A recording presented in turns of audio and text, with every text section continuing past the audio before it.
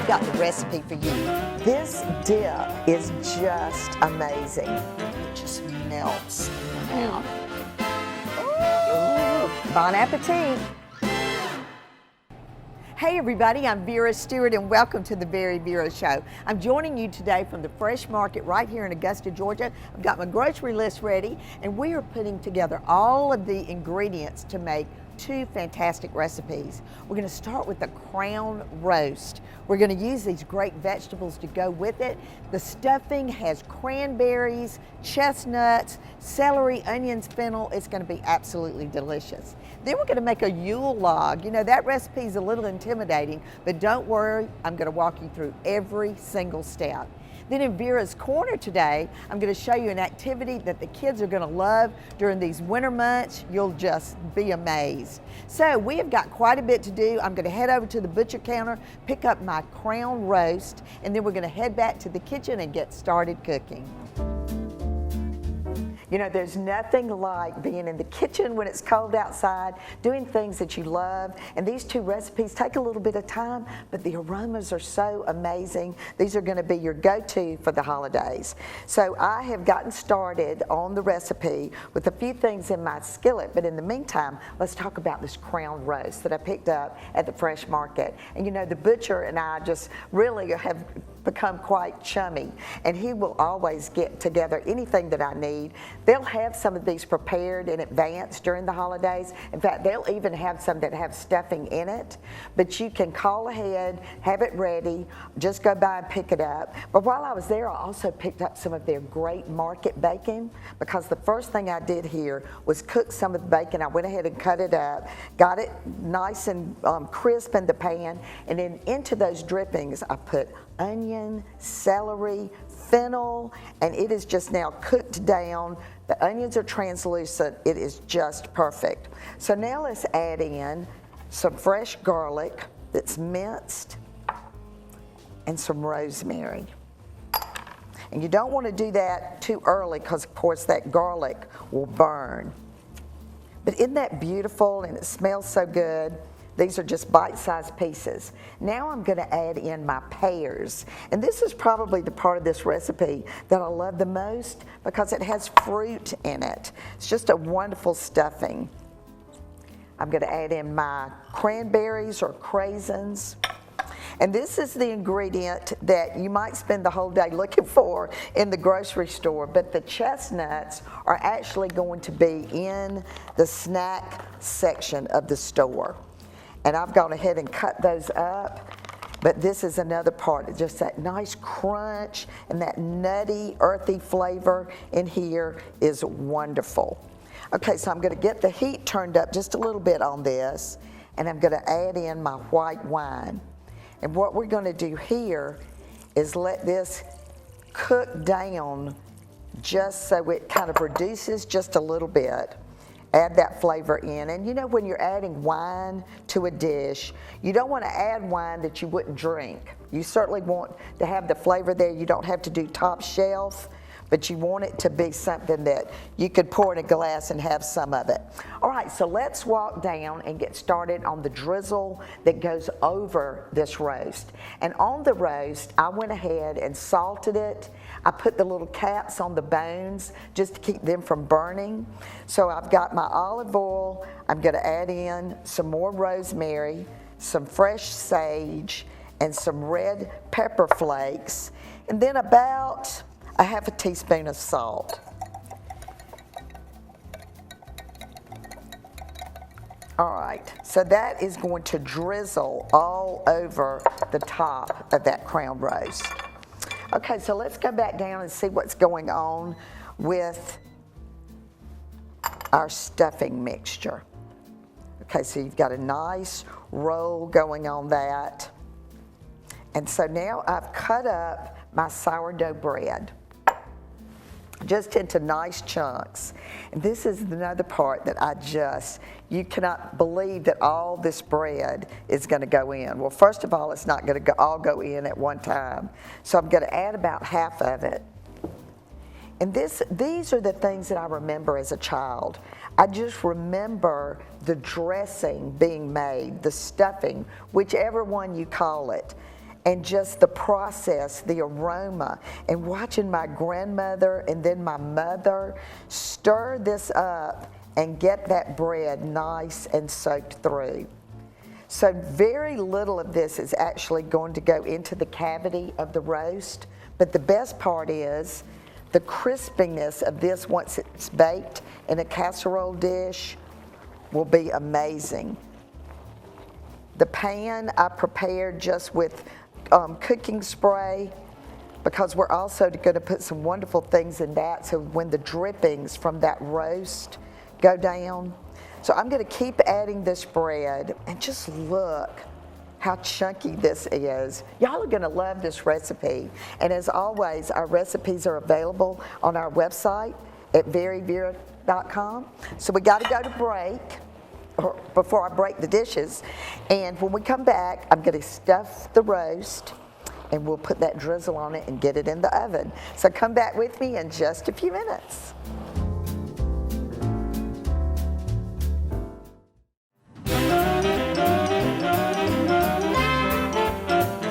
All right, welcome back everybody, and this drizzle is ready to go. And it just is easy because it truly is a drizzle. So you could use a pastry brush, but why do that when it just goes on so easily, just like this? All right, so remember I did the aluminum foil. If you'll go ahead and make all your little squares, it goes fast. And while you're doing it, you're gonna wanna do this again. Make several and just put them in a Ziploc bag. But all that goodie is kind of sticking to the bottom, so I'm gonna grab a spoon and make sure that I get all of that really drenched on there. So this just really keeps it moist, and honestly, the aroma in your house when this is cooking, you're gonna, if you need to sell your house, put one of these in the oven when the realtor comes, for sure. All right, so now just look at this stuffing. I mean, is that amazing? Look how moist it is. All right, so I've got a very little space to work with inside of this roast. It's just the opening there, the cavity is really small. So all we're trying to do here is create a presentation at the top that is going to be amazing. I mean, this is just like something that the king and queen would serve, right? And you know, you're creating those memories in your family of things that the grandchildren will remember that were always served and how elegant it was. And like I said, this could almost be the centerpiece in the middle of the table. All right, so you're gonna fill it up about as full as you can get it. And then I've got a greased casserole dish for the rest of this just to go in. But now we're gonna create a pan sauce. So these vegetables, the onions, the celery, and the fennel that were used in the dressing, I've cut larger because you don't want them to disintegrate while this is cooking. So we're just creating, you know, what will actually evaporate and turn into something that you can make an amazing gravy from. All right. And now we're going to put a little salt. You don't need much because everything basically is salted. And here we go again with a little bit of garlic. You know, you can't beat it. So I'm just going to put a little bit of that in the four corners. All right, and then a couple of bay leaves. A little bit more wine, can't have too much of that. And some chicken stock. All right, so this is going to go into a 450-degree oven for 30 minutes. Set your timer. Then you're going to go back and change it to 325. It's going to stay there for about 2.5 hours. So I can't wait to see it when it comes out. And in Vera's Corner today, we're going to show you how to make it yourself, do it yourself, birdseed ornaments. It'll be amazing for the winter. And then we're going to get started on the best dessert for the holidays, my favorite, the Yule Log. So come back with us while I get this in the oven.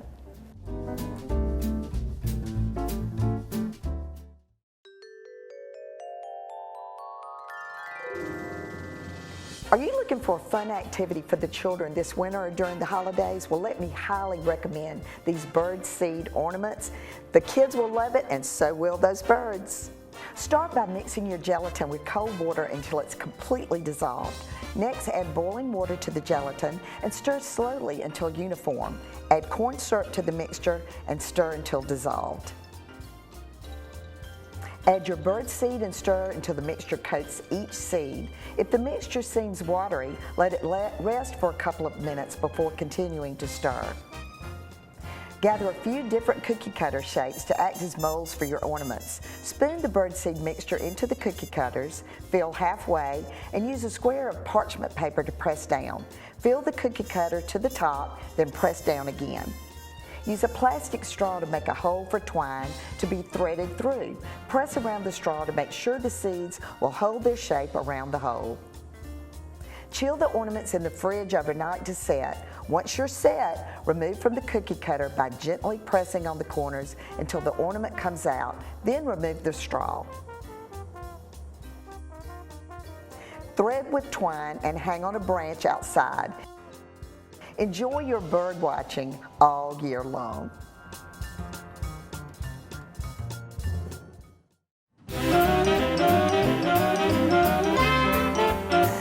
Aren't we so festive in here today? And aren't those bird feeder ornaments adorable? Kids are going to love to do those. All right, so we are starting on the Yule Log, and I've got my egg yolks in the mixer beating up. But you know, the process of separating eggs can be intimidating, but it's really not that hard. You want to make sure you crack the egg in the center, and then I just go back and forth between the two shells. The biggest thing is you don't want any of that egg yolk to get into the white, or it won't beat up. So the 5 egg yolks are now in the mixer. I'm going to add to that my sugar and some vanilla extract. And when you talk about vanilla extract and brands, let me assure you that the Fresh Market brand of vanilla extract is about the best that you can buy. It is amazing. All right, so while that's mixing up, over here I've got my dry ingredients. I've got my flour, my Hershey's cocoa, baking soda, baking powder, and salt. So obviously with all these leavening ingredients, you know that this is going to be a very spongy cake. So all I want to do here is just mix that together. All right, another thing that I've already gone ahead and done was the egg whites. So the egg whites go on as high as you can get on your mixer. And I used my wire whisk to do that. And then you want to put in cream of tartar because that is what makes it stiff. So about the time you start seeing those little ripples in the egg white is when you add the cream of tartar. So that's already done. So now I'm going to add in these dry ingredients into the yolk. And this is going to be a very stiff cake batter. You're thinking, Vera, where is the milk? Where's the cream? Where's all the stuff that's supposed to be in here? Well, it's not, because that's going to be what happens with the egg whites. So this is a true sponge cake. So this is just going to come together, and as you can see, it's pretty stiff. All right, so now I'm going to turn it back down. I'm going to grab those egg whites that we've gone ahead and done, and we're going to sacrifice just a little bit of that just to get it incorporated and to give a little bit of looseness to this stiff batter. So it's kind of a process, but it's kind of fun. You got your music playing, you're just having a great time. All right, so now I'm going to turn that off, lift this up.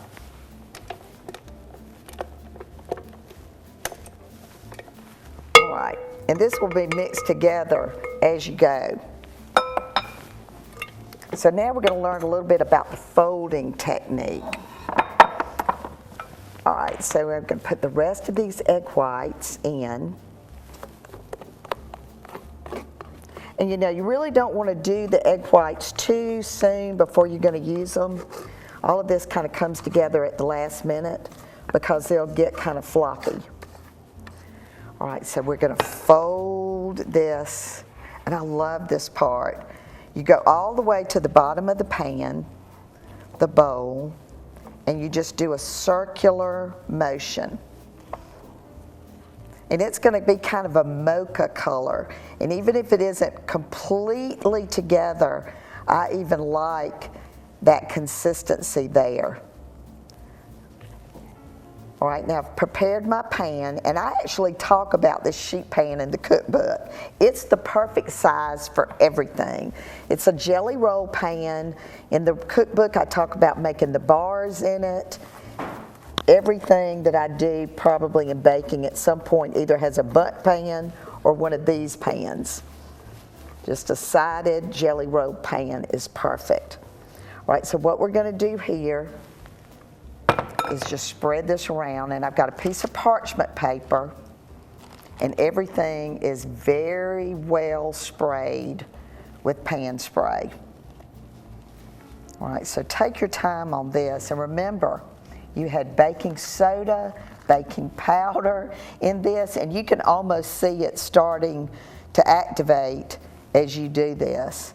So even if you don't go all the way to the edge, what you want to do is at least make sure that it's completely spread out. All right, so I've got my oven on 350. And we're going to put this in the oven, and this is going to bake for about 12 minutes. All right, let's get it in the oven.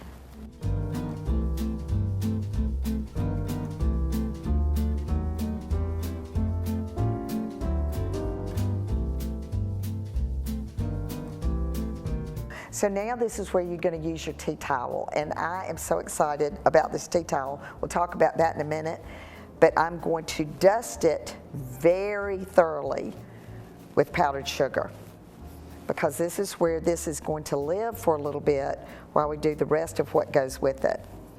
You don't want it to stick to the tea towel, and you have to do it while the cake is still a little bit warm.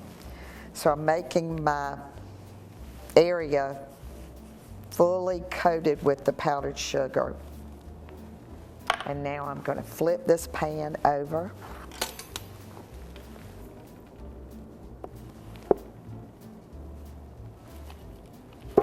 Woo! And I'm going to go. Awesome! All right, we're going to peel that parchment off. Oh man. Wait until y'all see what this looks like at the end. It is so much fun to do. This would be great neighbor gifts. Okay, so now we're just going to roll it up. And just take your time doing this. It's very pliable. And then this is going to sit in the refrigerator while it turns in to what it's going to look like at the end. But these tea towels are awesome. We did a limited edition. We only have 18 for sale. They'll be on our website. So come back with us after the break. We're going to lay it all out. We're going to talk about icing it and show you the final presentation. Aren't these cute?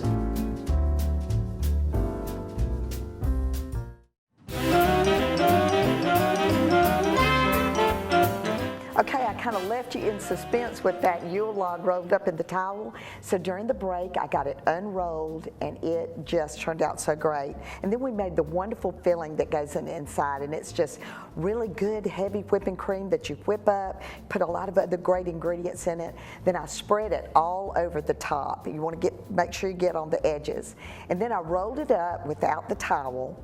And now it's time to transfer it to the display piece. And in this instance, it's my charcuterie board that Julie Vogelin made for me, which I love to use. So I decided to make my log a little different and add a branch to it. So I cut part of it in half, put it on the tray, and then the icing that goes on top. If you're looking for a great chocolate frosting, this is it. It just whips up with butter and powdered sugar. It has coffee in it, vanilla. It is amazing. And when I started icing it, I started looking at the cake itself. It actually looks like a tree. So I didn't go all the way to the edges. I let some of that show. Then I took a fork and kind of scored it. So honestly, between that and the meringues that we did the night before that turned out great, on the wood with the holly leaves, and on a plate, it just looks terrific.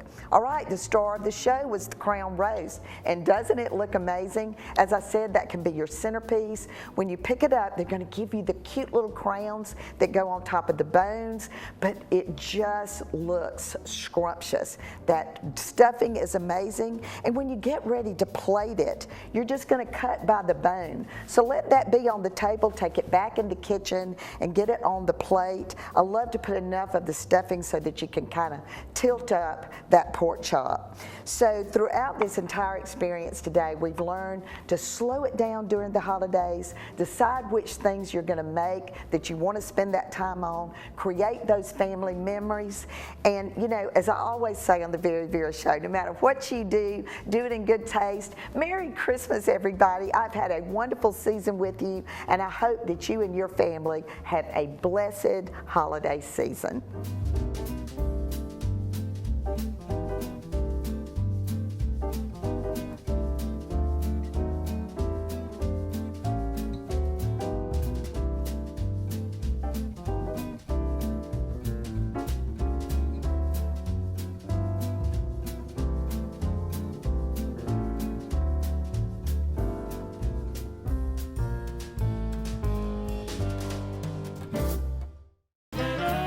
To see what's cooking with the VeryVera Show, follow us on Facebook and Instagram and on Cottage Ketchup.